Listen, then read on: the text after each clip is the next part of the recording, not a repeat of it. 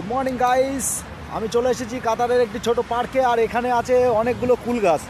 তাই কুল গাছের সাথে তোমরা সবাই জানো যে কুল গাছ, তো কাতারের কুল গাছ তো অনেকেই দেখোনি। তা আমি আমার সঙ্গে একটু থাকো, কাতারে কুল গাছ দেখাবো। তো চলো কাতারে কুল গাছ দেখি। গাইস, এই হচ্ছে কাতারে কুল গাছ। কুল গাছের অবস্থা দেখেছো তো? কুলের পাতা মানে আমাদের ইন্ডিয়া বা বাংলাদেশে কুল গাছের পাতার মতো নয়।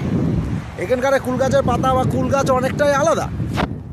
আর আমি এখানে এসেছি কুল খাওয়ার জন্যে, ঠিক আছে? তো চলো আমার সঙ্গে সঙ্গে তোমরাও খাও কুল, দেখো কেমন লাগে দেখি। তাই এই হচ্ছে কুল, হ্যাঁ এই যে কুল খাচ্ছি আমি। মিষ্টি আছে, আরও একটা বেশি। গাইস দারুণ দারুণ, হ্যাঁ হেভি মিষ্টি কুল। অবশ্য আমাদের ওখানে এখনও মনে হয় কুল